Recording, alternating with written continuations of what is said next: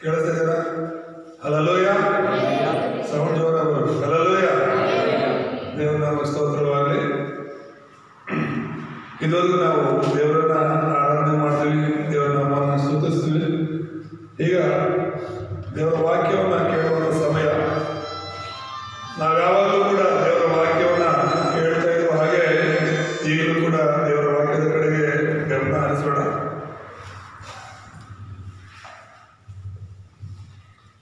ಕಳೆದ ವಾರ ನಾವು ನಹೂಮನ ಪುಸ್ತಕದಿಂದ ಧ್ಯಾನ ಮಾಡಿದ್ವಿ. ದೇವರು ಯಾವ ರೀತಿ ಎರಡನೇ ಅವಕಾಶವನ್ನ ನಿನೆವೆ ಪಟ್ಟಣಕ್ಕೆ ಕೊಟ್ಟಿದ್ರು, ಆದರೂ ಆ ನಿನೆವೆ ಪಟ್ಟಣ ದೇವರ ಕಡೆ ತಿರುಗದೇ ಇರೋದಕ್ಕೆ ಅದು ನಾಶವಾಯಿತು ಎಂಬುದಾಗಿ ನೋಡ್ತೇವೆ. ಇಲ್ಲಿ ಇವತ್ತು ನಾವು ಹಬಕ್ಕೂಕನ ಪುಸ್ತಕದಿಂದ ಧ್ಯಾನ ಮಾಡುವುದಾಗಿದ್ದೇವೆ. ಇವತ್ತಿನ ಅಂಶ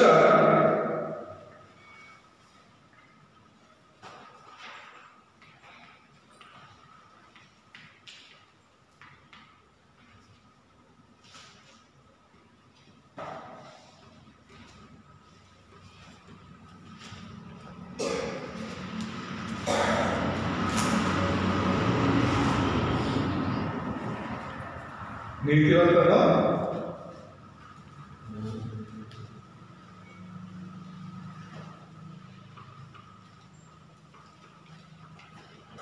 ತನ್ನ ನಂಬಿಕೆ ಮೇಲೆ ಬದುಕುವನು ಎಂಬುದಾಗಿ ಈ ಒಂದು ಪುಸ್ತಕದಲ್ಲಿ ಏನಿದೆ ಅನ್ನೋದನ್ನ ನಾನು ಹೇಳ್ಬಿಡ್ತೀನಿ. 3 ಅಧ್ಯಾಯ ಇದೆ ಈ ಪುಸ್ತಕದಲ್ಲಿ. ಆದರೆ ಈ ಪುಸ್ತಕದಲ್ಲಿ ಇರುವಂತಹ ಒಂದು ವಿಷಯ ಏನು ಅಂತ ಹೇಳಿದ್ರೆ, ಹಬಕ್ಕೂಕ ಅನ್ನುವಂತಹ ದೇವರ ಪ್ರವಾದಿ, ದೇವರ ಸೇವಕ. ಯಾರು? ಹಬಕ್ಕೂಕ. ಸೊ ಈ ಹಬಕ್ಕೂಕ ದೇವರಿಗೆ ಪ್ರಶ್ನೆಗಳು ಮಾಡ್ತಾನೆ ಮತ್ತು ದೇವರು ಉತ್ತರಗಳನ್ನು ಕೊಡ್ತಾನೆ. ಅನೇಕ ವಿಷಯಗಳ ಬಗ್ಗೆ ಈ ಹಬಕ್ಕೂಕನಿಗೆ ಪ್ರಶ್ನೆಗಳಿರುತ್ತೆ. ಅದಕ್ಕೆ ದೇವರ ಸನ್ನಿಧಿಯಲ್ಲಿ ಬಂದು ದೇವರ ಬಳಿಯಲ್ಲಿ ಕೇಳ್ಕೊಳ್ತಿರ್ತಾನೆ. ಏನಂತ ಕೇಳ್ಕೊಳ್ತಿರ್ತಾನೆ?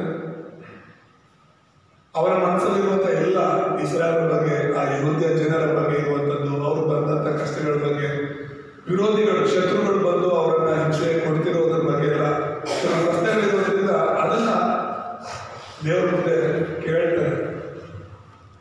ಸರಿಯಾದ ಉತ್ತರಗಳನ್ನ ದೇವರು ಹಬಕ್ಕೂಕನಿಗೆ ಕೊಡುವುದನ್ನು ನಾವು ನೋಡ್ತೇವೆ. ಮುಂದುವರಿದ ಪ್ರಶ್ನೆಗಳೇನು, ದೇವರ ಉತ್ತರಗಳೇನು ಅನ್ನೋದನ್ನ ನಾವು ನೋಡೋಣ. ಮೊದಲನೇದಾಗಿ ಪರಿಚಯದಲ್ಲಿ 3 ವಿಷಯಗಳನ್ನು ನಾವು ನೋಡೋದಾದ್ರೆ,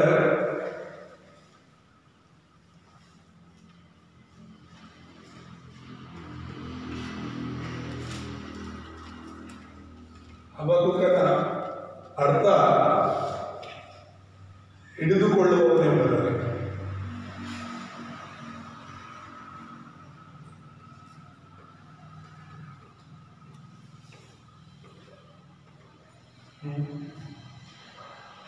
ಎರಡನೇದಾಗಿ ನಾವು ನೋಡುವಾಗ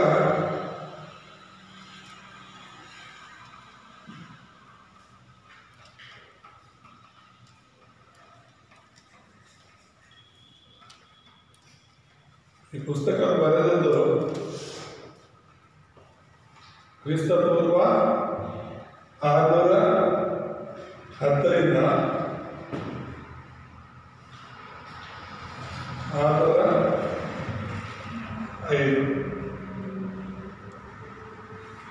ಮೂರನೇದಾಗಿ ಈ ಪುಸ್ತಕದಲ್ಲಿರೋದು ಪ್ರವಾದಿಯ ಪ್ರಶ್ನೆಗಳಿಗೆ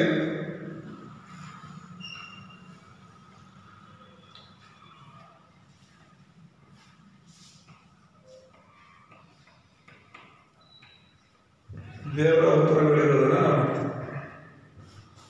ಹಬಕ್ಕೂಕ ಅಂದ್ರೆ ಅರ್ಥ ಏನು? ನಮ್ಮೆಲ್ಲ ಹೆಸರುಗಳಿಗೂ ಅರ್ಥ ಇರುತ್ತೆ.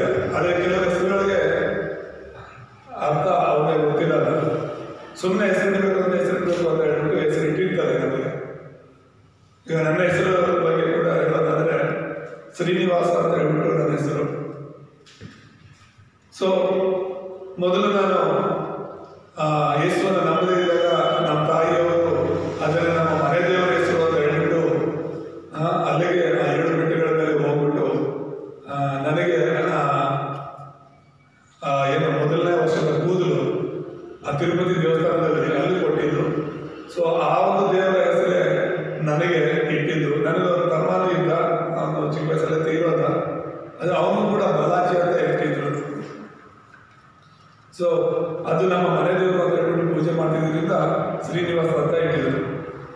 ನಾನು ಹಾಗೇನೆ ಬೆಳೀತಾ ಇದ್ದೆ. ನಾನು ಹೇಳಿದೆ 13 ವರ್ಷ ನನಗೆ ಮಾತಿರಲಿಲ್ಲ, ಮೂಗನಾಗಿದ್ದೆ ನಾನು. ನಮ್ಮ ತಾಯಿ ನಮ್ಮ ತಂದೆ ಚಿಕ್ಕ ವಯಸ್ಸಲ್ಲಿ ತೀರೋದ್ರು. ಇನ್ನು ನಾವು 3 ಜನ ಮಕ್ಕಳು. ಅದರಲ್ಲಿ ನಮ್ಮ ತಮ್ಮನಿಗೆ ಜಾಂಡಿಸ್ ಕಾಯಿಲೆ ಇತ್ತು. ಕೈ ಕಾಲೆಲ್ಲ ತುಂಬ ಸಣ್ಣಕ್ಕೆ, ಹೊಟ್ಟೆ ತುಂಬ ದಪ್ಪಕ್ಕೆ, 6 ತಿಂಗಳಿಗೊಂದ್ಸಲಿ ವರ್ಷಕ್ಕೊಂದ್ಸಲಿ ಅವನು ರಕ್ತ ವಾಮಿಟ್ ಮಾಡ್ತಾ ಇದ್ದ.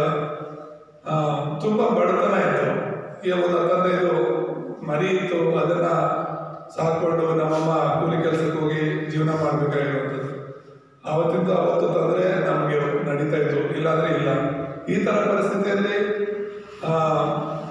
ನನಗೆ ಹುಷಾರಿಲ್ಲದೆ ಇರೋದ್ರಿಂದ, ಈ ಮಾತು ಬರದೇ ಇರೋದ್ರಿಂದ ಎಲ್ಲೆಲ್ಲೋ ಹೋಗಿ ಪ್ರಯತ್ನ ಪಟ್ಟರು. ಆ ಆಸ್ಪತ್ರೆಗೆ ಹೋಗಿ, ಈ ಆಸ್ಪತ್ರೆಗೆ ಹೋಗಿ, ಅಲ್ಲಿ ಚೆನ್ನಾಗಿ ನೋಡ್ತಾರೆ, ಇಲ್ಲಿ ಚೆನ್ನಾಗಿ ನೋಡ್ತಾರೆ ಅಂದರೆ ಇದ್ದಂಥ ಕೆಲವು ಮರಿಗಳನ್ನ ಮಾರೋದು ಸರಿ, ನನ್ನ ಮಗನಿಗಿಂತ ಹೆಚ್ಚೇನಲ್ವಲ್ಲ ಅಂತ ಹೇಳ್ಬಿಟ್ಟು ಅವರು ಕೂಡ ತೋರಿಸಿದ್ರು. ಎಲ್ಲೋದ್ರೂ ಕೂಡ ಸರಿ ಹೋಗಲಿಲ್ಲ. ಆಮೇಲೆ ನಮ್ಮಮ್ಮ ಹೇಳಿರೋ ಮಾತು ಈಗಲೂ ನೆನಪಿದೆ. ನನ್ನ ಪ್ರಯತ್ನ ನಾನು ಮಾಡಿದೆ, ಆದರೆ ಏನು ಮಾಡೋಕ್ಕಾಗ್ತಿಲ್ಲ ನನ್ನ ಕೈಲಿ. ಇನ್ನಷ್ಟೇ ದಿನ ಮೂಗನಾಗಿ ಇರೋದಾದರೆ ಹಾಗೆ ಇರಬೇಕಾಗುತ್ತೆ, ನನ್ನ ಕೈಲಿ ಏನೂ ಆಗಲ್ಲ ಅಂತ ಹೇಳ್ಬಿಟ್ಟು ಸುಮ್ಮನೆ ಇದ್ಬಿಟ್ಟು. ಅಂಥ ಸಂದರ್ಭದಲ್ಲೇ ಒಬ್ಬ ಸೇವಕರು ನಮ್ಮ ಊರಿಗೆ ಸುವಾರ್ತೆ ಸಾರಕ್ಕಾಗಿ ಬಂದರು. ಇನ್ನು ಆಗ ಒಂದು ಸುವಾರ್ತೆ ಕೇಳಕ್ಕಂತ ಹೇಳ್ಬಿಟ್ಟು, ಅವ್ರು ಹಾಡ್ತಿದ್ದಂಥ ಹಾಡುಗಳನ್ನ ಕೇಳಕ್ಕಂತ ಹೇಳ್ಬಿಟ್ಟು ನಾನು ಅವಾಗ 13 ವರ್ಷದ ಹುಡುಗ ಹೋಗ್ಬಿಟ್ಟು ಪಾರ್ಶ್ವ ಅವ್ರು ಬಂದು ಪ್ರಾರ್ಥನೆ ಮಾಡ್ತಿದ್ರೆ, ಹಾಡಾಡ್ತಿದ್ರೆ ಅದನ್ನು ಕೇಳಕ್ಕಂತ ಹೇಳ್ಬಿಟ್ಟು ಹೋಗ್ಬಿಡ್ತಾ ಇದ್ದೆ. ಸಂಜೆ ಹೊತ್ತು ವಾರಕ್ಕೊಂದ್ಸಲಿ ನಮ್ಮ ಊರಿಗೆ ಬರೋರು, ಅಲ್ಲಿ ಹೋಗಿ ಅದನ್ನ ಕೇಳ್ಕೊಂಡು ಇದ್ಬಿಡ್ತಿದ್ದೆ. ಕೊನೆಗೆ ಒಂದು ದಿನ ಹಾಗೆ ಪೂರ್ತಿ ಪ್ರಾರ್ಥನೆ ಆಗೋ ತನಕ ಕೂಡ ಅಲ್ಲೇ ಕೂತ್ಬಿಟ್ಟೆ. ಪ್ರಾರ್ಥನೆ ಎಲ್ಲ ಮುಗಿದ್ಮೇಲೆ ನಮ್ಮ ದೊಡ್ಡಮ್ಮವರಿದ್ರಲ್ಲಿ ಅವ್ರು ಹೇಳ್ತಾ ಇದ್ರು, ನಿಮ್ಮ ಯೇಸು ಸ್ವಾಮಿ ಬಗ್ಗೆ ಹೇಳ್ತಿದ್ರಲ್ಲ ಬಂದಾಗೆಲ್ಲ, ನಮ್ಗೆ ಇಷ್ಟೊಂದು ದೇವರಿದ್ದಾರೆ, ಆದರೆ ನೀವು ಬಂದಾಗೆಲ್ಲ ಯೇಸು ಸ್ವಾಮಿ ಹಾಗೆ ಮಾಡಿದ್ರು ಹೀಗೆ ಮಾಡಿದ್ರು ಅಂತಿರ್ತೀರಲ್ಲ. ಈಗ ಇಲ್ಲಿ ನನ್ನ ಮಗ ಇದ್ದಾನೆ, ಅವನಿಗೆ ಮಾತು ಬರಲ್ಲ, ಮೂಗ, ಅವನಿಗೆ ನಿಮ್ಮ ದೇವರೇನಾದರೂ ಮಾತು ಕೊಟ್ರೆ ನಾವೆಲ್ಲ ಯೇಸು ಸ್ವಾಮಿನ ನಂಬ್ಕೊಳ್ತೀವಿ ಅಂತ ಹೇಳಿದ್ರು. ಅದಕ್ಕೆ ಆ ಪಾಸ್ಟರ್ ಹೇಳಿದ್ರು, ನಾನೆಲ್ಲ ಅದ್ಭುತ ಮಾಡೋದು ಯೇಸು ಸ್ವಾಮಿ ಮಾಡೋದು. ನನ್ನ ಜೀವನದಲ್ಲಿ ಇವತ್ತು ನಾನು ಯೇಸುನ ನಂಬ್ಕೊಂಡು ನಿಮ್ಮ ಮಧ್ಯದಲ್ಲಿ ಯೇಸುವಿನ ಬಗ್ಗೆ ಹೇಳ್ತಾ ಇದ್ದೀನಿ ಅಂದರೆ, ನನ್ನಲ್ಲೂ ಅನೇಕ ದುರಾತ್ಮಗಳಿತ್ತು, ನನ್ನಲ್ಲೂ ಅನೇಕ ಮಾಟ ಮಂತ್ರಗಳಿತ್ತು. ನನ್ನ ಜೀವನ ಕೂಡ ಚಿಕ್ಕ ವಯಸ್ಸಿನಲ್ಲೇ ನಾನು ಸತ್ತೋಗ್ತಾ ಇದ್ದೆ. ನಾನು ಕೂಡ ಒಬ್ಬ ಪೂಜಾರಿಯಾಗಿದ್ದೆ, ಆದರೂ ಕೂಡ ಅನೇಕ ಕಷ್ಟಗಳ ಮಧ್ಯದಲ್ಲಿ ನಾನು ಜೀವನ ಮಾಡ್ತಾ ಇದ್ದೇನೆ. ಯೇಸುನ ನಂಬೋದಕ್ಕೋಸ್ಕರ ನನಗೆ ಬಿಡುಗಡೆ ಸಿಕ್ತು. ಅದಕ್ಕೋಸ್ಕರ ಇವತ್ತು ನಾನು ತಮಿಳುನಾಡಿಂದ ಇಲ್ಲಿಗೆ ಬಂದು ನಿಮ್ಮ ಮಧ್ಯದಲ್ಲಿ ಸಾಕ್ಷಿಯಾಗಿ ಸುವಾರ್ತೆ ಸಾರ್ತಾ ಇದ್ದೀನಿ ಅಂತೆಲ್ಲ ಅವ್ರು ಹೇಳಿದ್ರು. ಈ ನನ್ನ ಮಗನ ಸಭೆಗೆ ಕಳಿಸಿ ಪ್ರಾರ್ಥನೆ ಬರಕ್ಕೆ ಹೇಳಿ, ಪ್ರಾರ್ಥನೆ ಮಾಡೋಣ, ದೇವರು ಅದ್ಭುತ ಮಾಡ್ತಾರೆ ಅಂದರೆ ಸರಿ ಅಂತ ಹೇಳ್ಬಿಟ್ಟು ಆವಾಗದಿಂದ ಎಲ್ಲೋ ಆ ಬೆಟ್ಟದ ಹತ್ರ ಆ ಬಾಡಿಗೆ ಮನೆ ಮಾಡ್ಕೊಂಡು ಚಿಕ್ಕ ಮನೆ ಮಾಡ್ಕೊಂಡು ಹೋಗಿದ್ರು. ಸುಮಾರು ಒಂದು 6 ಕಿಲೋಮೀಟ್ರ್, ನಮ್ಮೂರಿಂದ 6-7 ಕಿಲೋಮೀಟ್ರು. ಅವಾಗೆಲ್ಲ ಬಸ್ಗಳಿಗೆ ಹೋಗ್ಬೇಕಾದ್ರೂ ಕೂಡ $2 ಬಸ್ಗೆ ಹೋಗೋದಕ್ಕೂ ಕೂಡ ದುಡ್ಡು ಇರ್ತಿರ್ಲಿಲ್ಲ. ಅಲ್ಲಿಂದ ನಡ್ಕೊಂಡು ಹೋಗ್ತೀವಿ, ಚಪ್ಪಲಿ ಕೂಡ ಆ ಕಡೆ ಚಪ್ಪಲಿ ಇರ್ತಿರ್ಲಿಲ್ಲ. 7 ಕಿಲೋಮೀಟ್ರ್ ನಡ್ಕೊಂಡು ಹೋಗ್ಬೇಕು. ಅದು ಬಿಸಿಲು ಹೇಗಿರುತ್ತೆ ಅಂತ ಹೇಳ್ಬಿಟ್ಟು ಆವಡ ಕಡೆ ಹೋಗಿರೋದು ಗೊತ್ತಿರುತ್ತೆ. ಆ ಕಡೆ ತುಂಬ ಬಿಸಿಲು. ಮತ್ತೆ ಆ ಟಾರ್ ರೋಡ್ ಮೇಲೆ ನಡ್ಕೊಂಡೋದ್ರೆ ಕಾಲೆಲ್ಲ ಒಂಥರ ಸುಡೋದು. ಆದರೂ ಕೂಡ ಪ್ರಾರ್ಥನೆಗಳಿಗೆ ಮಿಸ್ ಆಗದಂಗೆ ಅಷ್ಟು ದೂರ ಹೋಗಿ ಪ್ರತಿ ವಾರ ಪ್ರಾರ್ಥನೆ ಮುಚ್ಕೊಂಡು ಬರ್ತಾ ಇದ್ವಿ. ದೇವರ ನಾಮ ಸ್ತೋತ್ರವಾಗಲಿ, ಹಲ್ಲೆಲೂಯಾ. ಹಾಗೆ ಹೋಗ್ತಾ ದೇವರು ಅದ್ಭುತವಾಗಿ ಮಾತಾಡುವಂತಹ ಕೃಪೆಯನ್ನು ಅನುಗ್ರಹಿಸಿದರು. ಇವತ್ತು ಮಾತಾಡುವುದಕ್ಕೆ ದೇವರು ಬಲ ಕೊಟ್ಟಿದ್ದಾರೆ. ಆ ಒಂದು ಅದ್ಭುತ ದೇವರು ನಮ್ಮ ಜೀವನದಲ್ಲಿ ಮಾಡಿದ್ದಾರೆ ಅಂದರೆ ಎಲ್ಲ ದೇವರ ಒಂದು ಕೃಪೆನೇ. ದೇವರು ನಮ್ಮ ಮಹಿಮೆಗೋಸ್ಕರ ಅದನ್ನು ಮಾಡಿದ್ದಾರೆ. ಯಾಕಿದನ್ನು ನಾನು ಹೇಳ್ತಾ ಇದ್ದೀನಿ ಅಂದರೆ, ಗ್ರಾಮಗಳಲ್ಲಿ ಈಗ ನಮ್ಮೂರಲ್ಲಿ ಸುವಾರ್ತೆ ಸಾರಲ್ಪಡ್ತು, ಇವರ ಜೀವನದಲ್ಲಿ ಅದ್ಭುತ ಮಾಡಿದ್ರೆ ನಾವೆಲ್ಲ ಯೇಸುನ ನಂಬ್ಕೊಳ್ತೀವಿ ಅಂತ ಹೇಳಿದ್ರು. ತೀರಾ ನನ್ನ ಜೀವನದಲ್ಲಿ ಅದ್ಭುತ ಮಾಡಿದ್ರು ಕೂಡ ಈಗ ನಾನೇ ಅವ್ರ ಮನದಲ್ಲಿ ಹೋಗಿ ಸುವಾರ್ತೆ ಸಾರಲು ಕೂಡ ನಂಬುವಂಥ ಸ್ಥಿತಿಯಲ್ಲಿ ಅವರಿಲ್ಲ. ಅದಕ್ಕೆ ಹೇಳೋದು, ಅದ್ಭುತ ಸ್ವಸ್ಥತೆಗಳು ಆಗಿದ್ದಾಗ ವಾಹ್ ಸೂಪರ್ ಅಂತ ಅನ್ಸುತ್ತೆ ವಿನಃ ಅದು ಸತ್ಯ ಅಂತ ಹಿಡ್ಕೊಳ್ಳೋಕ್ಕೆ ಸಾಧ್ಯ ಇಲ್ಲ. ಸತ್ಯ ಅಂತ ಹೇಳೋದು ಗ್ರಹಿಸ್ಬೇಕು ನಾವು, ಯಾವುದು ಸರಿ ಯಾವುದು ತಪ್ಪು, ಯಾವುದು ನಿಜವಾದ ದೇವರು ಯಾವುದು ಅಲ್ಲ ಅಂದ್ಬಿಟ್ಟು ನಾವು ಗ್ರಹಿಸಿ ತಿಳ್ಕೋಬೇಕು. ದೇವ್ರ ನಾಮ ಸ್ತೋತ್ರ, ಹಲ್ಲೆಲೂಯಾ. ಸೊ ಹಾಗಾಗಿ ಇಲ್ಲಿ ಏನು ಹೇಳ್ತಾ ಇದ್ದೀನಿ ಅಂತ ಹೇಳಿದ್ರೆ, ಈ ಒಂದು ಹಬಕ್ಕೂಕ ಅನ್ನುವಂಥ ಒಬ್ಬ ಪ್ರವಾದಿ ದೇವರ ಸನ್ನಿಧಿಯಲ್ಲಿ ಬಂದು ಅವನು ದೇವರಿಗಾಗಿ ಜೀವಿಸಿದ. ಅವನು ಏನನ್ನ ಹಿಡ್ಕೊಂಡ ಅಂತ ಅವನ ಅರ್ಥನೇ ನಾನು ಹೇಳ್ತಾ ಈ ಸ್ಟೋರಿ ಎಲ್ಲ ಹೇಳ್ತಾ ಇರೋದು ಏನಂತಂದ್ರೆ, ಈಗ ಅವನು ಏನನ್ನ ಹಿಡ್ಕೊಂಡ ಅಂತ ಹೇಳ್ಬೇಕು. ಅವನ ಹೆಸರೇ ಹಬಕ್ಕೂಕ ಅಂದ್ರೆ ಹಿಡಿದುಕೊಳ್ಳುವವನು ಅಂತ ಹೇಳ್ಬೇಕು. ಏನನ್ನ ಹಿಡ್ಕೊಂಡ. ಈಗ ನಾನು ನನ್ನ ಬಗ್ಗೆ ಹೇಳ್ತಾ ಇರ್ಬೇಕಾದ್ರೆ ನನ್ನ ಹೆಸರು ಶ್ರೀನಿವಾಸ ಅಂತ ಹೇಳಿದೆ. ಯೇಸುನ ನಂಬಕ್ ಮುಂಚೆ ನನಗೆ ಆ ಹೆಸರಿತ್ತು. ಆಮೇಲೆ ಯೇಸು ಸ್ವಾಮಿ ನಂಬದ ಮೇಲೆ ದೇವ್ರ ನನ್ನ ಜೀವನದ ಅದ್ಭುತ ಮಾಡಿದ್ಮೇಲೆ ನನಗಿನ್ನೂ ಶ್ರೀನಿವಾಸ ಅನ್ನೋದು ಹೆಸರು ಏನಕ್ಕೆ, ನನಗೆ ಈ ಹೆಸರು ಬೇಡ, ಇದೊಂದು ವಿಗ್ರಹಕ್ಕೆ ಸಂಬಂಧಪಟ್ಟ ಹೆಸರಲ್ವಾ, ನಾನು ನನ್ನ ಹೆಸರು ಬದಲಾವಣೆ ಮಾಡ್ಕೋಬೇಕು ಅಂತ ಹೇಳ್ಬಿಟ್ಟು ಒಂದು ಆಲೋಚನೆ ಇತ್ತು. ಆದರೆ ಬೈಬಲ್ ಕಾಲೇಜಿಗೆ ಹೋದ್ಮೇಲೆ 2001ರಲ್ಲಿ ನಾನು ಬೈಬಲ್ ಕಾಲೇಜ್ ಹೋದೆ. ಆ ಬೈಬಲ್ ಕಾಲೇಜಿಗೆ ಹೋದ್ಮೇಲೆ ಅಲ್ಲಿ ದೇವರ ವಾಕ್ಯಗಳನ್ನ ಕಲಿತಾ ಇದ್ದೆ. ಅದಾದ್ಮೇಲೆ ಮತ್ತೆ ನಾನು 2005ರಲ್ಲಿ ಮತ್ತೆ ನಾನು ಬೆಂಗಳೂರಿಗೆ ಬೈಬಲ್ ಕಾಲೇಜಿಗೆ ಹೋದೆ. 6 ವರ್ಷ ಸತತವಾಗಿ ನಾನು ಬೈಬಲ್ ಕಾಲೇಜಲ್ಲಿ ಓದಿದೆ. ಆ ಥರ ಓದುವಾಗ ಅಲ್ಲಿ ನನಗೆ ನಾನೇ ಸೈಮನ್ ಅಂತ ಹೇಳ್ಬಿಟ್ಟು ಹೆಸರಿಟ್ಕೊಂಡೆ, ಚೆನ್ನಾಗಿರುತ್ತಲ್ವ ಅಂತ ಹೇಳ್ಬಿಟ್ಟು ಸೈಮನ್ ಅಂತ ನಾನಾಗಿ ನಾನು ಅದನ್ನು ಇಟ್ಕೊಂಡೆ. ಆದರೆ ಅಲ್ಲಿ ಓದ್ತಿರುವಾಗ ಈ ಒಂದು ಶ್ರೀನಿವಾಸ ಅಂದ್ರೆ ಅರ್ಥ ಏನು ಅಂತ ನೋಡಿದ್ರೆ, ಅದು ನಾನು ಹೇಳಿದ್ನಲ್ಲ ಒಂದ್ಸಲಿ ಹೇಳಿದೆ ಅನ್ಸುತ್ತೆ, ರಜೆಗಳಲ್ಲಿ ಮನೆಗೆ ಹೋಗ್ಬೇಕಾಗಿತ್ತು. 3 ತಿಂಗಳು ನಾವು ಮನೇಲಿ ಇರ್ತಿದ್ವಿ, ಮತ್ತೆ ಕಾಲೇಜ್ ಸ್ಟಾರ್ಟ್ ಆಗೋದು, ಮತ್ತೆ ಕಾಲೇಜಲ್ಲಿ ಬರ್ತಿದ್ವಿ. ಆ ರಜೆಗಳಲ್ಲಿ ಈ ಹೊಸ ಒಡಂಬಡಿಕೆ ಪುಸ್ತಕಗಳನ್ನ ಹಿಡ್ಕೊಂಡು ನಾನು ನಮ್ಮ ಪಾಸ್ಟರು ಹಳ್ಳಿಗಳ ಮೇಲೆ ಹೋಗ್ಬಿಡ್ತಾ ಇದ್ದೆ. ಬೆಳಗ್ಗೆ ತಿಂಡಿ ಮಾಡ್ಕೊಂಡು ಹೋದ್ರೆ ಸುಮಾರು 2-3 ಊರು ಸುತ್ತಕೊಂಡು ಆ ಹೊಸ ಒಡಂಬಡಿಕೆ ಮನೆಗೆ ಕೊಟ್ಬಿಟ್ಟು ಯಾರು ತಗೋತಾರೋ ಅವ್ರು ಕೊಡೋದು, ಸುವಾರ್ತೆ ಹೇಳ್ಬಿಟ್ಟು ಹಾಗೆ ಬರೋದು, ಯಾರು ಕರೀತಾರೋ ಅವ್ರ ಮನೆಯೊಳಗೆ ಹೋಗೋದು, ಒಂದೊಳ್ಳೆ ಪ್ರೇಯರ್ ಮಾಡಿದ್ರೆ ಮಾಡೋದು, ಕೇಳೋದ್ರೆ ಹೇಳೋದು, ಸುವಾರ್ತೆ ಒಂದೊಳ್ಳೆ ಅವ್ರು ಕೇಳೋಕೆ ರೆಡಿ ಇಲ್ಲ ಅಂದರೆ ಮುಂದಿನ ಮನೆಗೆ ಹೋಗೋದು. ಈ ಥರ ಹೋಗಿ ಮನೆಗೆ ಹೋಗಿ ಸುವಾರ್ತೆ ಸಾಧ್ಯ. ಆ ಥರ ಒಂದೊಂದ್ಸಲಿ ಅವರೊಂದು ಸಂಧಿಗೆ ಹೋಗ್ಬಿಡೋದು, ಸಮಯ ಆಗೋಗಿದೆ ಅಂತ ಹೇಳಿದ್ರೆ ಅವರೊಂದು ಸಂಧಿಗೆ ಹೋಗೋದು, ನಾನೊಂದು ಬೀದಿಗೆ ಹೋಗ್ಬಿಡೋದು, ಹೋಗ್ಬಿಟ್ಟು ನಾನೊಂದು ಕಡೆ ಅವ್ರ ಕಡೆ ಸ್ವಾಗತ ಸರ್ಕೊಡು. ಆ ಥರ ಹೋಗ್ತಾ ಇರ್ಬೇಕಾದ್ರೆ ಅಲ್ಲೊಂದು ಚಿಕ್ಕದೊಂದು ದೇವಸ್ಥಾನ ಇತ್ತು ಆ ಊರಲ್ಲಿ. ಅಲ್ಲಿ ಪೂಜಾರಿ ಪೂಜೆ ಮಾಡ್ತಾ ಇದ್ದೆ. ಸರಿ, ಎಲ್ಲರಿಗೂ ಹೇಳಿದೀವಲ್ಲ, ಪೂಜಾರಿನ ಮಾತ್ರ ಬಿಟ್ರೆ ಹೇಗೆ, ಅವ್ರಿಗೂ ಸುವಾರ್ತೆ ಹೇಳೋಣ ಅಂತ ಹೇಳ್ಬಿಟ್ಟು ನಾನು ದೇವಸ್ಥಾನದ ಹತ್ರ ಹೋಗ್ಬಿಟ್ಟು ಆ ಹೊಸ ಒಡಂಬಡಿಕೆ ಪುಸ್ತಕವನ್ನ ಅವ್ರಿಗೆ ಕೊಟ್ಟು ನಾನು ಚಿಕ್ಕವನಿನ್ನೂ ಆಗ ಒಂದು 18-19 ವರ್ಷ ಇತ್ತು ಅನ್ಸುತ್ತೆ. ಆಗ ಸುವಾರ್ತೆ ಸಾರ್ತಾ ಇದ್ದೆ ಅವ್ರಿಗೆ, ಎಷ್ಟು ನಂಬ್ಕೊಳ್ಳಿ ಅಂತ ಹೇಳ್ಬಿಟ್ಟು. ಆಗ ಅವ್ರು ಹೇಳಿದ್ರು, ಎಷ್ಟು ಧೈರ್ಯ ನಿನಗೆ, ಇಲ್ಲಿ ಬಂದು ನನಗೇನೆ ಸುವಾರ್ತೆ ಹೇಳ್ತಿದ್ಯಾ, ನಾನೊಬ್ಬ ಪೂಜಾರಿ ಅಂತ ಹೇಳಿ. ಹೌದು, ಪೂಜಾರಿ ಇರ್ಬೋದು, ಆದರೆ ನಿಮಗೂ ಸುವಾರ್ತೆ ಅವಶ್ಯಕತೆ ಇದೆ, ನಿಮಗೂ ಯೇಸು ಬೇಕು ಅಂತ ಹೇಳಿದಾಗ ಚಿಕ್ಕ ದೇವಸ್ಥಾನ, ಸರಿ ಒಳಗಡೆ ಬಾ ಕೂತ್ಕೋ ಅಂತ ಹೇಳಿ ಹೇಳಿದ್ರು. ಆಯ್ತು ಅಂತ ನಾನು ಹೋಗಿ ಒಳಗಡೆ ಕೂತ್ಕೊಂಡಾಗ ಏನು ಹೆಸರು ನಿಂತು ಏನಂತ, ನನ್ನ ಹೆಸರು ಶ್ರೀನಿವಾಸ ಅಂತ. ಅಬ್ಬಬ್ಬ ಎಂತ ಹೆಸರು ಇಟ್ಕೊಂಡಿದ್ದೀನಿ, ಇದು ಶ್ರೀನಿವಾಸ ಅಂದ್ರೆ ಹೆಸರಿನ ಅರ್ಥ ಏನು ಗೊತ್ತಾ ಅಂತ ಹೇಳಿದ. ಅಲ್ಲಿಯವರು ನಿಜವಾಗ್ಲೂ ನನಗೆ ಅದರ ಅರ್ಥ ಗೊತ್ತಿರಲಿಲ್ಲ. ಆಗ ಅವನು ಹೇಳ್ದ, ಶ್ರೀನಿವಾಸ ಅಂದ್ರೆ ಶ್ರೀ ಅಂದ್ರೆ ದೇವರದು ನಾಮಾಂಕಿತ ಅಂತ ಹೇಳ್ತಾರೆ. ದೇವರ ಒಂದು ಬೇರೆ ಹೆಸರು ಬಂದು ಶ್ರೀ ಅಂತ ಕರೀತಾರೆ, ಯಾರನ್ನೇ ಆಗಲಿ. ಮತ್ತೆ ನಿವಾಸ ಅಂತ ಹೇಳಿದ್ರೆ ವಾಸ ಮಾಡುವಂಥದ್ದು, ದೇವರು ವಾಸ ಮಾಡುವ ಸ್ಥಳ ಅಂತ ಹೇಳ್ಬಿಟ್ಟು. ಹಲ್ಲೆಲೂಯಾ. ಆಗ ನನಗೆ ಗೊತ್ತಾಗಿದ್ದೇನೆ, ಅರೆ ಬೈಬಲ್ ಇದೆ ತಾನೇ ಹೇಳುತ್ತೆ, ನಾನು ಯಾರು, ದೇವರ ವಾಸ ಸ್ಥಳ ಅಂತ ತಾನೇ ಬೈಬಲ್ ಹೇಳುತ್ತೆ. ಪರಿಶುದ್ಧಾತ್ಮನ ವಾಸ ಮಾಡುವ ಸ್ಥಳ ನಾನು, ದೇವರ ಆಲಯ ನಾನು ಅಂತ. ಹಾಗಾದ್ರೆ ಸರಿಯಾಗಿ ಇದೆ ನನ್ನ ಹೆಸರಿನ ಅರ್ಥ ಅಂತ ಹೇಳ್ಬಿಟ್ಟು ಆಗಲಿಂದ ನನ್ನ ಹೆಸರು ಬದಲಾವಣೆ ಮಾಡೋದಕ್ಕೆ ಹೋಗ್ಲಿಲ್ಲ. ಅದಕ್ಕೆ ಈಗಲೂ ಯಾರಾದ್ರೂ ಕೇಳಿದ್ರೆ ನನ್ನ ಹೆಸರು ಶ್ರೀನಿವಾಸ ಅಂತಾನೆ ಹೇಳ್ತೀನಿ, ಮತ್ತೆ ಹೆಸರನ್ನು ಯಾವತ್ತೂ ಚೇಂಜ್ ಮಾಡ್ಕೊಳ್ಳಲ್ಲ. ಅರ್ಥ ಆಗ್ತಿದ್ದೀರಾ?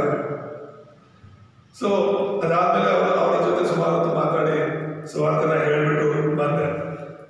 ಏನಕ್ಕಿದೆಲ್ಲ ಹೇಳ್ತೀನಿ ಅಂದ್ರೆ, ನಮ್ಮ ಹೆಸರುಗಳು ಅರ್ಥಗರ್ಭಿತವಾಗಿರ್ಬೇಕು. ಇಲ್ಲಿ ಹಿಡ್ಕೋಬೇಕು ಅಂತ ಹೇಳಿದ್ರೆ ಹಬಕ್ಕೂಕ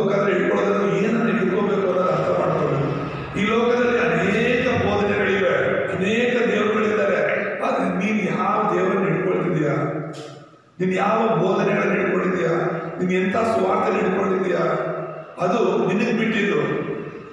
ಇಲ್ಲಿ ಪ್ರತಿಯೊಬ್ಬರು ಕೂಡ ವೈಯಕ್ತಿಕವಾಗಿರೋರೆ.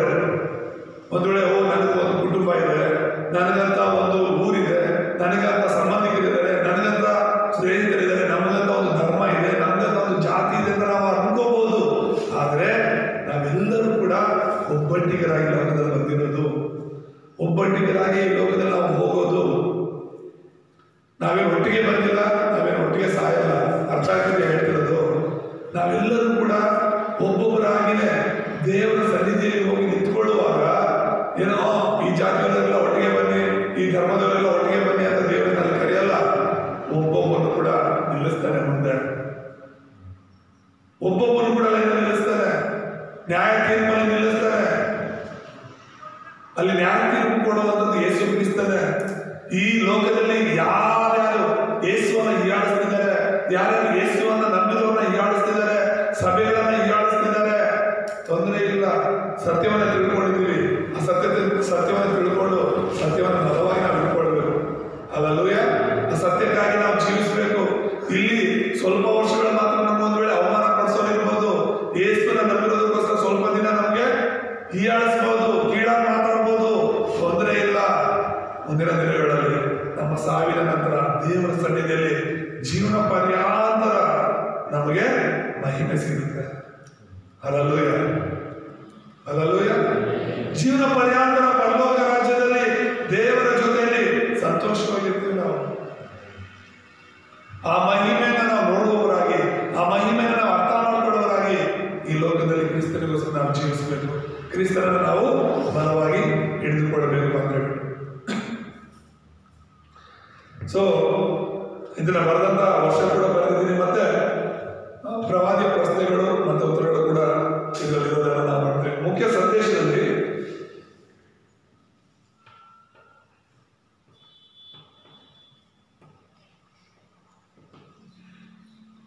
ಒಂದು 3 ವಿಷಯಗಳನ್ನು ನಾವು ನೋಡುವಾಗ, ಮೊದಲನೇದಾಗಿ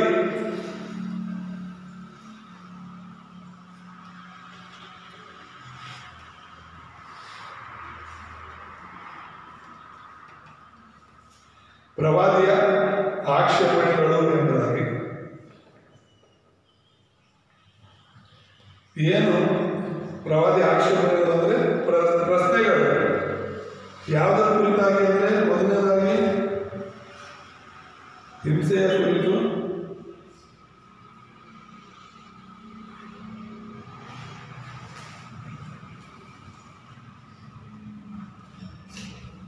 ಹಿಂಸೆಯ ಕುರಿತು ಆಕ್ಷೇಪಣೆ. ಎರಡನೇದಾಗಿ ಅನ್ಯಾಯದ ಕುರಿತು,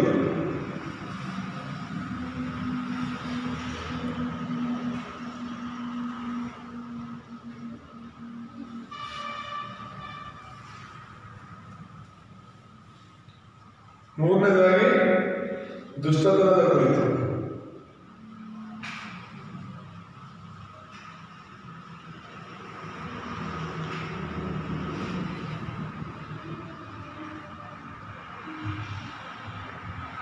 ಇಲ್ಲಿ ಮುಖ್ಯವಾಗಿ ಪ್ರವಾದಿಯ ಒಂದು ಆಕ್ಷೇಪಣೆ ಅಂದ್ರೆ ಪ್ರಶ್ನೆಗಳೇನು ಅಂತ ಹೇಳಿದ್ರೆ ಹಿಂಸೆಗಳ ಬಗ್ಗೆ, ಅನ್ಯಾಯದ ಬಗ್ಗೆ ಮತ್ತು ದುಷ್ಟತನದ ಬಗ್ಗೆ.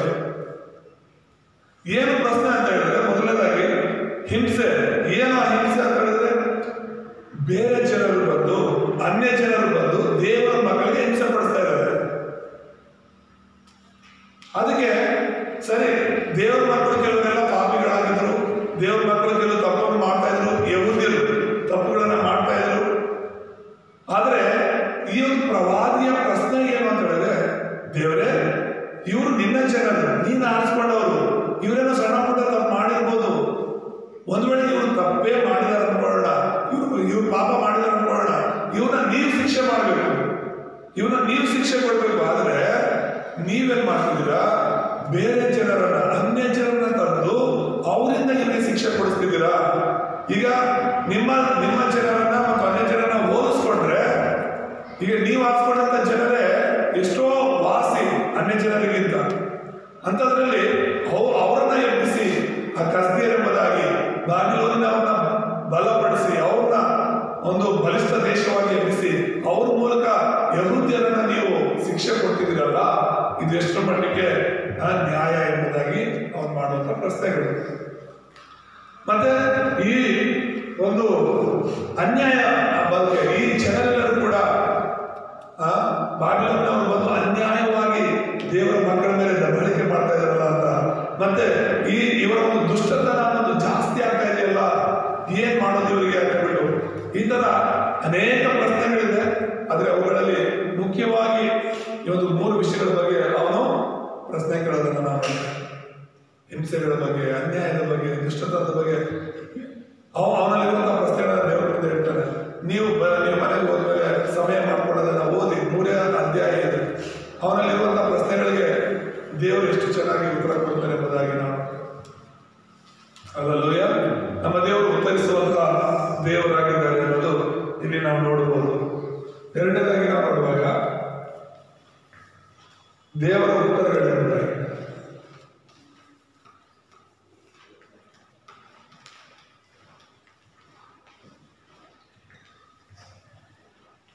ಒಂದರಲ್ಲೇ 5ರಿಂದ 18 ತನಕ ನೋಡ್ಬೋದು. ಇದರಲ್ಲಿ ಒಂದನೇದಾಗಿ ಯೆಹೂದ್ಯರ ಪಾಪಗಳನ್ನು ದೇವರು ನೋಡುತ್ತಿದ್ದಾನೆ.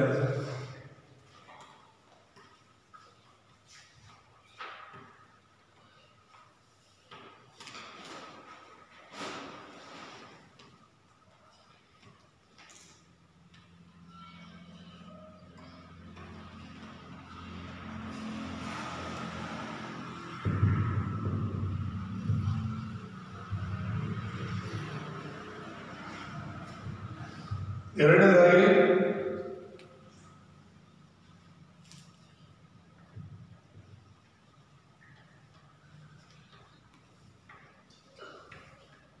ಯೆಹೋವನು ಕಸ್ದೀಯರನ್ನು ಎಬ್ಬಿಸಿದನೆಂಬುದಾಗಿ ನೋಡ್ತೇವೆ. ಮೂರನೇದಾಗಿ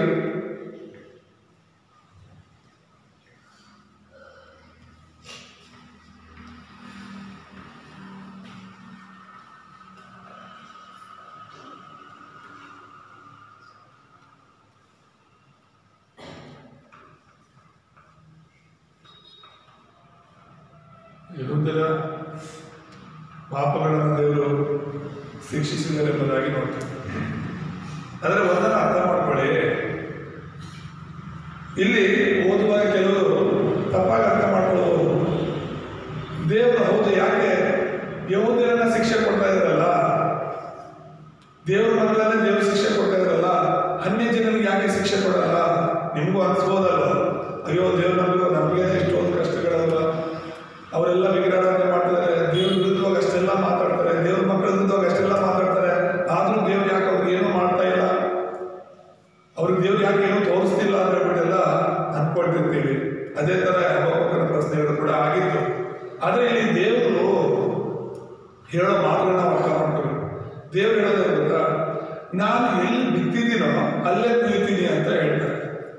ಅಲ್ಲಲ್ವಯ್ಯ, ನಾನು ಎಲ್ಲಿ ಬಿತ್ತಿದ್ದೀನೋ ಅಲ್ಲೇ ಕುಳಿತೀನಿ.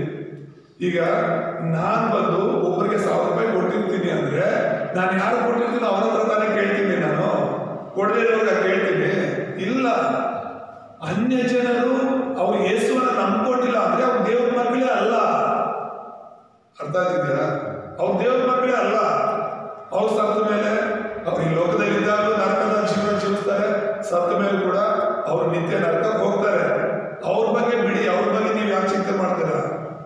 ಇಲ್ಲಿ ನಾವು ಚಿಂತೆ ಮಾಡ್ಬೇಕಿರೋದು ನಮ್ಮ ಬಗ್ಗೆ, ನಮ್ಮನ್ನ ನಾವು ಪ್ರಶ್ನೆ ಮಾಡ್ಕೋಬೇಕಾಗಿ. ಈಗ ದೇವ್ರು ನಮ್ಮನ್ನ ಖಂಡಿಸೋದು ಯಾಕೆ?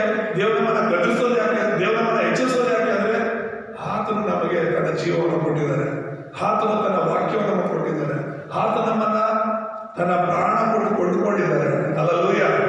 ನಾವು ಆತನ ಸ್ವಕೀಯ ಜನರು.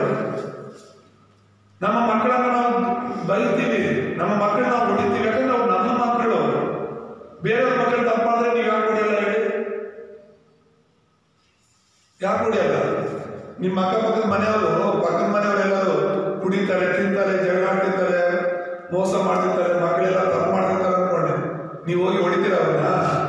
ನೀವೆಲ್ಲ ಹೋಗಿ ಶಿಕ್ಷೆ ಕೊಡ್ತೀರ? ಇಲ್ವಲ್ಲ. ಅವ್ರ ಬಗ್ಗೆ ನೀವೇ ಚಿಂತೆ ಮಾಡಲ್ಲ, ನೀವು ಚಿಂತೆ ಮಾಡೋದು ನಿಮ್ಮ ಸ್ವಂತ ಮಕ್ಕಳ ಬಗ್ಗೆ. ಯಾಕಂದ್ರೆ ಅವರು ನಿಮ್ಮ ಮಕ್ಕಳು. ಅವರಿಗೆ ಹೊಡೆಯುವ ಹಕ್ಕು ನಿಮಗಿದೆ, ಅವರಿಗೆ ಬೈಯುವ ಹಕ್ಕು ನಿಮಗಿದೆ, ಅವನ್ನ ಪಡಿಸುವಂತ ಹಕ್ಕು ನಿಮಗಿದೆ. ಯಾಕಂದ್ರೆ ಅವರು ನಿಮ್ಮ ಮಕ್ಕಳಾಗಿರೋದು. ಹಾಗೇನೆ ದೇವರು ಒಂದು ವೇಳೆ ನಮ್ಮನ್ನ ಸರಿಪಡಿಸಬೇಕು ಅಂದ್ರೆ, ದೇವರು ನಮ್ಮನ್ನ ಒಂದು ವೇಳೆ ಸರಿಯಾದ ಮಾರ್ಗದಲ್ಲಿ ನಡೆಸಬೇಕು ಅಂದ್ರೆ, ಈಗ 23ನೇ ಕೀರ್ತನೆಯಲ್ಲಿ ಓದುವಾಗ ನಿನ್ನ ದೊಣ್ಣೆಯು ನಿನ್ನ ಕೋಲು ನನ್ನನ್ನ ನಡೆಸುತ್ತೆ ಅಂತ ಹೇಳ್ಬಿಟ್ಟು ಕೀರ್ತನೆಗ ಹೇಳ್ತಾರೆ. ದೊಣ್ಣೆ ಮತ್ತು ಕೋಲು ಎರಡಿರುತ್ತೆ ಕುರುಬನ ಹತ್ರ. ದೊಣ್ಣೆ ಅದು ಚಿಕ್ಕದಾಗಿ ದಪ್ಪ ಇರುವಂಥದ್ದು. ಏನಕ್ಕೆ ಅದು ಅಂತ ಹೇಳಿದ್ರೆ, ಶತ್ರುವನ್ನ ಹೊಡೆಯಕ್ಕೆ, ಸಿಂಹ, ಕರಡಿ, ಕಳ್ಳರು ಬಂದಾಗ ಅವ್ರನ್ನ ಹೊಡೆಯಕ್ಕಂತ ದೊಣ್ಣೆ ಇರುತ್ತೆ. ಅದು ಕುರಿಗಳನ್ನ ಹೊಡೆಯಕ್ಕಲ್ಲ. ಅದೇ ಕೋಲೊಂದು ಇರುತ್ತೆ. ಆ ಕೋಲು ಸಣ್ಣಕ್ಕೆ ಉದ್ದಕ್ಕೆ ಇರುತ್ತೆ. ಅದು ಕುರಿಗಳನ್ನ ಹೊಡೆಯೋದು ಅಂತ ಹೇಳಿದ್ರೆ, ಅದು ದಾರಿ ತಪ್ಪಿ ಹೋಗುವಾಗ, ಅದು ಸರಿಯಾದ ದಾರಿಯಲ್ಲಿ ಹೋಗದೆ ಇರುವಾಗ ಏನ್ ಮಾಡ್ತಾರೆ, ಅದನ್ನ ನಿಧಾನಕ್ಕೆ ದಾರಿಯಲ್ಲಿ ತರಕಂತ ಹೇಳ್ಬಿಟ್ಟು ಹೊಡಿತಾರೆ ಅಷ್ಟೇ. ಪ್ರಾಣ ಹೋಗೋ ತರ ಯಾವ ಕುರಿಯನ್ನ ಯಾವ ಕುರುಬನ್ನು ಹೊಡೆಯಲ್ಲ. ಪ್ರಾಣ ತೆಗೆಯೋದಲ್ಲ ಕುರುಬನ ಉದ್ದೇಶ, ಅದನ್ನ ಸರಿಯಾದ ಮಾರ್ಗದಲ್ಲಿ ನಡೆಸೋದೇ ಕುರುಬನ ಉದ್ದೇಶ. ಅದೇ ಶತ್ರುವನ್ನ ಬೇಕಾದ್ರೆ ಪ್ರಾಣ ತೆಗೆದು ಬಿಡ್ತಾರೆ, ಸ್ವಂತ ಕುರಿಗಳನ್ನಲ್ಲ. ಅರ್ಥ ಆಗ್ತದೆ ಹೇಳ್ತಿರೋದು.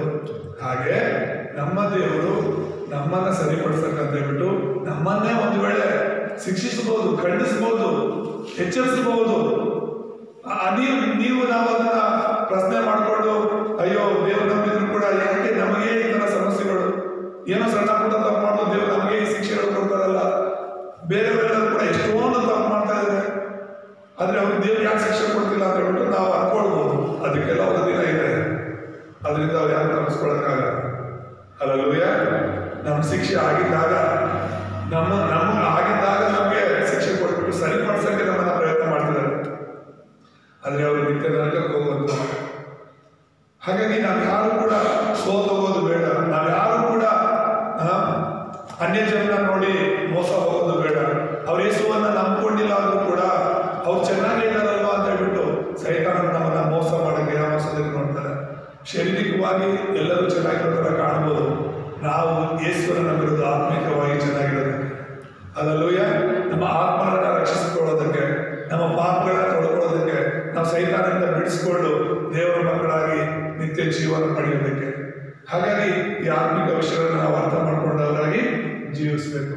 ಅದನ್ನೇ ಇಲ್ಲಿ ನಾವು ನೋಡ್ತಿರುವಂಥದ್ದು. ದೇವರ ಉತ್ತರಗಳೇನು ಅಂತ ಹೇಳಿದ್ರೆ, ಯಹೂದ್ಯರ ಪಾಪಗಳನ್ನು ದೇವರು ನೋಡ್ತಾರೆ, ಅನ್ಯ ಜನರ ಪಾಪಗಳು ಓಕೆ, ಅವರು ನಿತ್ಯ ನರಕಕ್ಕಾಗಿರುವಂಥವ್ರು, ಅವ್ರ ಬಗ್ಗೆ ಬಿಡಿ.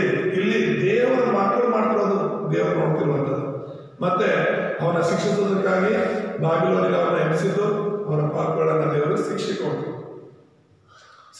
ಅಂತ ಹೇಳಿದ್ರೆ ಸರಿಪಡಿಸೋದಕ್ಕೇನೆ.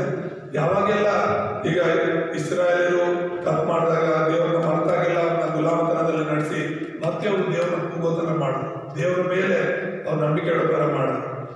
ಬಾಬಿಲ ಸಮಯದಲ್ಲಿ ಅವರೆಲ್ಲ ವಿಗ್ರಹಗಳಲ್ಲಿ ಮುಳುಗಿರುವಾಗ ದೇವರು ಅವರಿಗೆ ಬಾಬಿಲೋನಿಂದ ಕಳಿಸೋದ್ರ ಮೂಲಕ ಮತ್ತೆ ಅವರೆಲ್ಲರೂ ಕೂಡ ದೇವರ ಕಡೆ ತಿರುಗೋ ತರ ಮಾಡಿದ್ರು. ಹಲ್ಲೆಲೂಯಾ. ದೇವರ ಆಸೆ ದೇವರ ಮಕ್ಕಳನ್ನ ಸಾಕ್ಷಿಯಾಗಿ ನಿಲ್ಲಿಸಬೇಕು ಅಂತ ಹೇಳಿ. ಮೂರನೇದಾಗಿ ನಾವು ನೋಡೋಣ,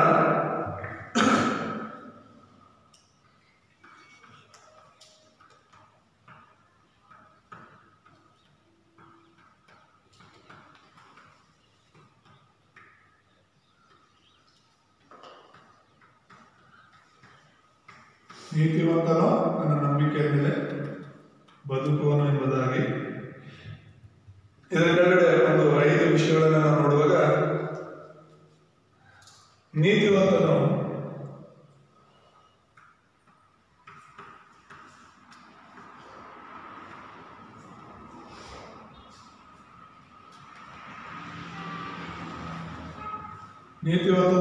ನೋಡುವುದರಿಂದ ಬದುಕಲ್ಲ, ಮತ್ತು ನೀತಿವಂತನು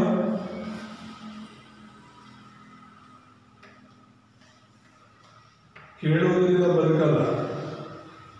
ಮೂರನೇದಾಗಿ ನೀತಿವಂತನು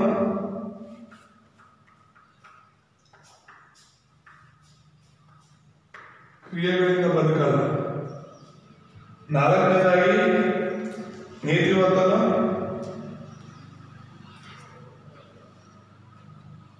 ಜ್ಞಾನದಿಂದ ಬದುಕಲ್ಲ. ಐದನೇದಾಗಿ ನೋಡ್ತಿರೋದು ನೀತಿವಂತನು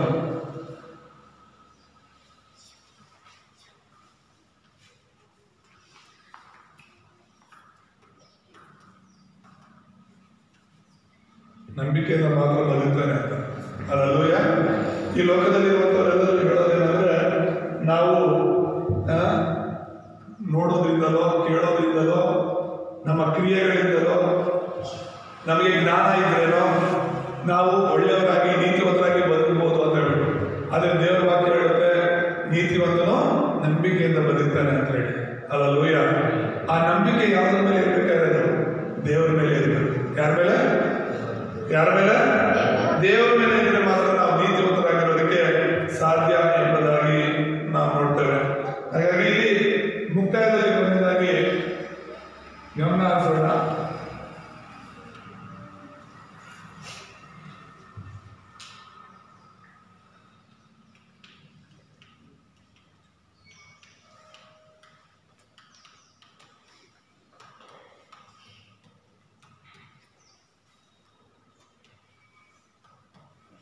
ನಂಬಿಕೆಯಿಂದ ಬದುಕೋದಂದ್ರೆ ಇದೇ ಪುಸ್ತಕದಲ್ಲಿರುವಂತಹ ವಿಷಯವನ್ನು ಗಮನಿಸುವಾಗ ಏನು ಇಲ್ಲದಿದ್ದರೂ, ಎರಡನೇದಾಗಿ ಯಾರು ಇಲ್ಲದಿದ್ದರೂ ಕೂಡ ನಾವು ಏನ್ ಮಾಡಬೇಕು? ದೇವರಲ್ಲಿ ನಂಬಿಕೆ ಇಡಬೇಕು. ಅವನು ನೀತಿವಂತನಾಗಿ ಜೀವನ ಮಾಡಲಿಕ್ಕೆ ಸಾಧ್ಯವಾಗುತ್ತೆ. ಹಲ್ಲೆಲೂಯಾ. ಇಲ್ಲಿ ನಾವು ಓದೋಣ ಒಂದು ವಚನವನ್ನ. ಹಬಕ್ಕೂಕ 3:17 ಹಬಕ್ಕೂಕ ಏನ್ ಹೇಳ್ತಾರೆ ಅಂತ ಹೇಳ್ಬಿಟ್ಟು ಸ್ವಲ್ಪ ಗಮನಿಸಿ. ಆಹಾ, ಅಂಜೂರವು ಚಿಗುರದಿದ್ದರೂ, ದ್ರಾಕ್ಷಲತೆಗಳಲ್ಲಿ ಹಣ್ಣು ಸಿಕ್ಕದಿದ್ದರೂ, ಎಣ್ಣೆ ಮರಗಳ ಉತ್ಪತ್ತಿಯು ಶೂನ್ಯವಾದರೂ, ಹೊಲ ಗದ್ದೆಗಳು ಆಹಾರವನ್ನು ಕೊಡದೆ ಹೋದರೂ, ಹಿಂಡು ಹಟ್ಟಿಯೊಳಗಿಂದ ನಾಶವಾದರೂ, ಮಂದೆಯು ಕೊಟ್ಟಿಗೆಯೊಳಗೆ ಇಲ್ಲದಿದ್ದರು ಅಂತ ಹೇಳ್ತಾರೆ. ಇನ್ನು ಮುಂದುವರಿತವ್ರು ಹೇಳ್ತಾರೆ, ನಾನಾದರೂ ಯೆಹೋವನಲ್ಲಿ ಉಲ್ಲಾಸಿಸ್ತೇನೆ. ಹಲ್ಲೆಲೂಯಾ. ಎಲ್ಲ ಇದ್ರೇನೆ ಅಲ್ಲ, ನಿಜವಾದ ದೇವರ ಸೇವಕ, ನಿಜವಾದ ದೇವರ ಮಗ, ದೇವರನ್ನ ನಂಬಿರುವಂತವನು. ನಮಗೆ ಏನು ಇಲ್ಲದಿದ್ರು ಕೂಡ ಯೇಸು ಇದ್ದಾನೆ ಅನ್ನೋ ತೃಪ್ತಿ ಇರಬೇಕು. ಅವನು ನೀತಿವಂತನು, ಅವನು ನಂಬಿಕೆಯಿಂದ ಬದುಕುವನು. ಅದಕ್ಕೆ ಹೇಳ್ತಿರೋದು, ಇಷ್ಟು ದಿನ ದೇವರನ್ನ ತಪ್ಪಾಗಿ ತಿಳ್ಕೊಂಡಿದ್ದೆ, ನಿನ್ನ ಬಗ್ಗೆ, ನಿನ್ನ ಕಾರ್ಯಗಳ ಬಗ್ಗೆ ನಾನೇ ತಪ್ಪಾಗಿ ಊಹೆ ಮಾಡಿಕೊಂಡೆ, ಈಗ ನಾನು ತೀರ್ಮಾನ ಮಾಡ್ಕೊಳ್ತೀನಿ ಅಂತ ಹೇಳ್ಬಿಟ್ಟು ಕೊನೆಯದಾಗಿ ಅವನು ದೇವರ ಉತ್ತರವನ್ನ ಕೇಳಿಕೊಂಡ್ಮೇಲೆ ಅವನ ಅರಿಕೆ ಮಾಡ್ಕೊಳ್ಳೋದೇನೋ, ನನಗೆ ಏನ್ ಇದ್ರು, ನನಗೆ ಏನಿಲ್ಲ ಅಂದ್ರೂ ಕೂಡ, ನನ್ನ ಜೊತೆ ಯಾರಿದ್ರು, ನನ್ನ ಜೊತೆ ಯಾರಿಲ್ಲ ಅಂದ್ರೂ ಕೂಡ ಪರವಾಗಿಲ್ಲ, ನಾನು ನಂಬಿಕೆಯಿಂದ ಬದುಕ್ತೀನಿ ಅಂತ ಹೇಳಿ. ಹಲ್ಲೆಲೂಯಾ. ಮತ್ತೆ ಮೂರನೇದಾಗಿ ನಾವು ನೋಡುವಾಗ ಕರ್ತನಲ್ಲಿ ಸಂತೋಷಿಸುವಂಥದ್ದಾಗಿ.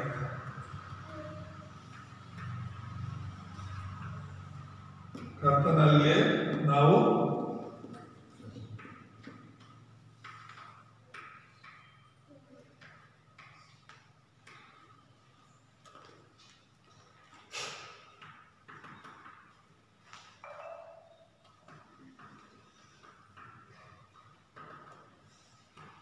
ಫೋನ್ ಸೈಲೆಂಟ್ ಮಾಡೋಕ್ಕಾಗಲ್ಲ. ಏನಂತ ಹೇಳ್ತಿದ್ದೀನಿ? ಅದು 18 ಹಬಕ್ಕೂಕ 3:18 ಏನಂತ ಇದೆ? ನಾನು ಯೆಹೋವನಲ್ಲಿ ಉಲ್ಲಾಸಿಸುವೆನು, ನನ್ನ ಕರ್ತನಾದ ದೇವರಲ್ಲಿ ಆನಂದಿಸುವೆನು. ಕರ್ತನಾದ ಯೆಹೋವನೇ ನನ್ನ ಬಲ ಎಂಬುದಾಗಿ ಹೇಳ್ತಾರೆ. ಯಾರೆಲ್ಲ ಆನಂದ ಪಡ್ತಾ ಇರೋದು ಕೆಲಸೋದಿಲ್ಲ? ಯಾರೆಲ್ಲ ಆನಂದ ಪಡ್ತಾ ಇರೋದು? ಕರ್ತನಲ್ಲಿ. ಈ ಮಾತುಗಳು ಬೇಕಾಗಿರೋದು, ಅದನ್ನೇ ಹೇಳ್ತಿರೋದು. ನೀತಿವಂತನೋ ತನ್ನ ನಂಬಿಕೆಯಿಂದಲೇ ಬದುಕುವನು ಅಂತ. ಆ ನಂಬಿಕೆ ಏನು? ನಂಬಿಕೆ ಅನ್ನೋದು ದೇವರು ನನ್ನ ಜೊತೆ ಇದ್ದಾನೆ ಅಂತ ನಂಬುವಂಥದ್ದು. ಓ, ನನ್ನ ಜೊತೆ ಅವರಿದ್ದಾರೆ, ನನ್ನ ಜೊತೆ ಇವರಿದ್ದಾರೆ, ನನ್ನ ಜೊತೆ ಅದಿದೆ, ನನಗಿದ್ದಿದೆ ಅಂತ ಹೇಳ್ಬಿಟ್ಟು ಈ ಅನ್ಯ ಜನರೆಲ್ಲರೂ ಅವ್ರಿಗಿರೋ ಆಸ್ತಿಯಲ್ಲಿ ಹೆಚ್ಚಳ ಪಡ್ತಾರೆ, ಅನ್ಯ ಜನರು ಅವ್ರಿಗಿರುವಂತಹ ಸ್ಥಾನಮಾನದಲ್ಲಿ ಹೆಚ್ಚಳ ಪಡ್ತಾರೆ, ಅನ್ಯ ಜನರು ಅವ್ರಿಗಿರುವಂತಹ ಜನಪದದಲ್ಲಿ ಹೆಚ್ಚಳ ಪಡ್ತಾರೆ. ಅದೆಲ್ಲ ಒಂದಿನ ಇರುತ್ತೆ, ಹೋಗ್ಬಿಡುತ್ತೆ. ಅದಕ್ಕೆ ನೀನು ನಾನು ನೀತಿವಂತರಾಗಿದ್ದೇವೆ ಅಂದರೆ ನಂಬಿಕೆಯಿಂದ ಬದುಕಬೇಕು. ಆ ನಂಬಿಕೆ ಎಂಥದ್ದಾಗಿರ್ಬೇಕು ಅಂದರೆ ನಾವು ಏನಿದ್ರು ಏನಿಲ್ಲ ಅಂದ್ರೂ ಕೂಡ ಕ್ರಿಸ್ತನಿಗಾಗಿ ನಾವು ಜೀವಿಸಬೇಕು. ಮತ್ತೆ ಕೊನೆಯದಾಗಿ ಕರ್ತನಲ್ಲೇ ನಾವು ಸಂತೋಷಿಸುವವರಾಗಬೇಕು. ಈ ಲೋಕದಲ್ಲಿರುವಂಥದ್ದೆಲ್ಲವೂ ಕೂಡ ಒಂದು ದಿನ ಮಾಯ ಹೋಗ್ಬಿಡುತ್ತೆ. ನಮ್ಮ ಜೊತೆ ಇರೋರು ಹೋಗ್ತಾರೆ, ನಮ್ಗಿರೋದು ಹೋಗ್ಬಿಡುತ್ತೆ. ಯಾವತ್ತಿಗೂ ಹೋಗದೆ ಇರುವಂಥದ್ದು ದೇವರು, ಯಾವತ್ತಿಗೂ ನಾವು ಕಳ್ಕೊಳಕ್ ಆಗದೆ ಇರುವಂಥದ್ದು ದೇವರ ವಿಷಯಗಳು. ಅಲ್ಲೂಯ್ಯ. ಹಾಗಾಗಿ ನಮ್ಮ ಸಂತೋಷ ಯಾವುದ್ರಲ್ಲಿ ಇರಬೇಕು? ದೇವರಲ್ಲಿ. ಫಿಲಿಪ್ಪಿ 4:4 ಕೂಡ ಪೌಲನು ಏನ್ ಹೇಳ್ತಾನೆ ಅಂದ್ರೆ, ಕರ್ತನಲ್ಲಿ ಸಂತೋಷಿಸಿರಿ. ನಾನು ತಿರುಗಿ ಹೇಳುತ್ತೇನೆ, ಕರ್ತನಲ್ಲಿ ಸಂತೋಷಿಸಿರಿ. ಅಲ್ಲೂಯ್ಯ. ಯಾರು ಸಂತೋಷಿಸ್ಬೇಕು ನಾವು? ಕರ್ತನಲ್ಲಿ. ಆ ಯೇಸುವನ್ನು ಹೇಳ್ತಾರೆ, ನಾನು ನಿಮ್ಗೆ ಕೊಟ್ಟಂತಹ ಸಂತೋಷ, ನಾನು ನಿಮ್ಗೆ ಕೊಟ್ಟಂತಹ ಸಮಾಧಾನ, ನಾನು ನಿಮ್ಗೆ ಕೊಟ್ಟಂತಹ ಶಾಂತಿ ಅದು ಶಾಶ್ವತವಾದದ್ದು. ಅದನ್ನು ಯಾರು ನಿಮ್ಮಿಂದ ತೆಗೆದುಹಾಕೋದಕ್ಕೆ ಸಾಧ್ಯ ಇಲ್ಲ. ನಾನು ನೀನು ಯೇಸುವಿನ ರಕ್ತದಿಂದ ತೊಳೆಯಲ್ಪಟ್ಟಂತಹ ನೀತಿವಂತರಾಗಿದ್ದೇವೆ. ಅಲ್ಲೂಯ್ಯ. ಹಾಗಾಗಿ ಈ ಲೋಕದಲ್ಲಿ ಅನೇಕ ಪ್ರಶ್ನೆಗಳು ಇರ್ಬೋದು ನಮಗೂ ಕೂಡ. ಯಾಕೆ ನಮ್ಮ ಜೀವನ ಹೀಗೆ, ಇನ್ನು ಎಷ್ಟು ದಿನ ನಮ್ಮ ಜೀವನ ಹೀಗೆ ಅಂತ ಹಬಕ್ಕೂಕ ಕೇಳುವ ಹಾಗೆ ನಮ್ಮ ಜೀವನದಲ್ಲೂ ಕೂಡ ಒಂದೊಳ್ಳೆ ಪ್ರಶ್ನೆಗಳಿರ್ಬೋದು. ಆದರೆ ಕೊನೆಗೆ ಅವನು ತೀರ್ಮಾನ ಮಾಡಿಕೊಂಡ ಹಾಗೆ ನಾವು ಕೂಡ ನನಗೇನಿದ್ರು ಏನಿಲ್ಲ ಅಂದ್ರೂ ಕೂಡ, ನನ್ನ ಜೊತೆ ಯಾರಿದ್ರು ಯಾರಿಲ್ಲ ಅಂದ್ರೂ ಕೂಡ ನನ್ನ ಸಂತೋಷ ಕ್ರಿಸ್ತನಲ್ಲೇ, ಕ್ರಿಸ್ತನಿಗಾಗಿಯೇ ನಾನು ಬದುಕ್ತೇನೆ ಅಂತ ಹೇಳಿ ಪೌಲನು ಕೂಡ ಏನು ಹೇಳ್ತಾನೆ, ಈ ಲೋಕಕ್ಕೆ ಸಂಬಂಧಪಟ್ಟದೆಲ್ಲ ಕಸ ಅಂತ ಎಣಿಸ್ತೇನೆ, ನನಗೆ ಲಾಭವಾದದ್ದೆಲ್ಲ ನನಗೆ ನಷ್ಟ ಅಂತ ಎಣಿಸ್ತೇನೆ. ನಾನು ಬದುಕೋದಾದ್ರೆ ಕ್ರಿಸ್ತನೇ, ಸಾವನ್ನ ಲಾಭ ಅಂತ ನಿಜವಾದ ನೀತಿವಂತರು, ನಿಜವಾಗ್ಲೂ ಸತ್ಯದಲ್ಲಿರುವಂಥವ್ರು ಎಲ್ಲರ ಅರಿಕೆಗಳು ಒಂದೇ ಥರ ಇರುತ್ತೆ ಬೈಬಲಲ್ಲಿ. ಅಲ್ಲೂಯ್ಯ. ಹಾಗಾಗಿ ನಾನು ನೀನು ಕೂಡ ಸತ್ಯವನ್ನು ಸರಿಯಾಗಿ ತಿಳ್ಕೊಂಡವರಾಗಿ ಕ್ರಿಸ್ತನಿಗಾಗಿ ನಾವು ಜೀವಿಸೋಣ. ಈ ಒಂದು ವಾಕ್ಯವನ್ನು ಯೂಟ್ಯೂಬಲ್ಲಿ ಕೂಡ ಕೇಳ್ತಾ ಇರುವಂಥ ಪ್ರತಿಯೊಬ್ಬರು ಕೂಡ ನಾವು ನಂಬಿಕೆಯಿಂದ ಕ್ರಿಸ್ತನಿಗಾಗಿ ಜೀವಿಸೋಣ. ಈ ವಾಕ್ಯದ ದೇವರನ್ನು ಆಶೀರ್ವಾದ ಮಾಡಿ ಪ್ರಾರ್ಥನೆ ಮಾಡ್ಕೊಳ್ಳೋಣ. ನಮ್ಮನ್ನು ಬಹಳವಾಗಿ ಪ್ರೀತಿಸುವಂತ ನಮ್ಮ ತಂದೆಯಾದ ದೇವರೇ, ನಿಮ್ಮನ್ನು ಸ್ತೋತ್ರವಾಗಲಿ. ನಮ್ಮ ಜೊತೆಯಲ್ಲಿ ಮಾತನಾಡೋದಕ್ಕಾಗಿ ಸ್ತೋತ್ರ ಸ್ವಾಮಿ. ನೀತಿವಂತನು ತನ್ನ ನಂಬಿಕೆಯಿಂದಲೇ ಬದುಕುವುದೆಂಬುದಾಗಿ ನಿಮ್ಮ ವಾಕ್ಯದಿಂದ ನಮ್ಮ ಸಂಗಡ ಮಾತನಾಡಿದ್ದೀರ. ಅದು ಕರ್ತನೆ, ಯೆಹೂದ್ಯರ ಜೀವನದಲ್ಲಿ ಅನೇಕ ಸಮಸ್ಯೆಗಳು ಅಪ್ಪ, ಅವುಗಳ ಕುರಿತಾಗಿ ಹಬಕ್ಕೂಕನು ನಿಮಗೆ ಪ್ರಶ್ನೆಗಳನ್ನು ಮಾಡ್ತಾನೆ. ಆ ಪ್ರಶ್ನೆಗಳಿಗೆಲ್ಲ ನೀವು ಉತ್ತರವನ್ನು ಕೊಡ್ತೀರಿ ದೇವರೇ. ಆ ಉತ್ತರವನ್ನು ಕೇಳಿಸಿಕೊಂಡಂತಹ ಹಬಕ್ಕೂಕನು ಅವನ ಜೀವನದಲ್ಲಿ ಒಂದು ಬಲವಾದ ತೀರ್ಮಾನವನ್ನು ಮಾಡ್ತಾನೆ. ನಾನು ನನ್ನ ಜೊತೆಲಿ ಏನಿದ್ರು ಏನಿಲ್ಲ ಅಂದ್ರು, ನನಗೆ ಯಾರಿದ್ರು ಯಾರಿಲ್ಲ ಅಂದ್ರು ಕರ್ತನಲ್ಲಿ ನಾನು ಸಂತೋಷಿಸ್ತೇನೆ. ಕರ್ತನೆ ಯೆಹೋವನೇ ನನ್ನ ಬಲವು ಎಂಬುದಾಗಿ. ಅಪ್ಪ, ನಮ್ಮ ಬಲ ನೀವೇ ಸ್ವಾಮಿ ದೇವರೇ, ನಮ್ಮ ಸಂತೋಷ ನೀವೇ ಸ್ವಾಮಿ, ನಮ್ಮ ಆನಂದ ನೀವೇ, ನಮ್ಮ ಉಲ್ಲಾಸ ನೀವೇ, ನಮ್ಮ ಜೀವ ನೀವೇ, ಸತ್ಯ ನೀವೇ, ನಮ್ಮ ಮಾರ್ಗ ನೀವೇ. ನಿಮಗೋಸ್ಕರ ನಾವು ಜೀವಿಸ್ತೇವೆ. ಈ ಒಂದು ಪ್ರಾಣದಲ್ಲಿ ನೀವೇ ನಮ್ಮ ಸಂಗಡ ನಡೆಸಬೇಕಾಗಿ ಕ್ರಿಸ್ತನಾದ ಯೇಸುವಿನ ಪ್ರಾರ್ಥಿಸ್ತೇವೆ ತಂದೆ. ಆಮೆನ್.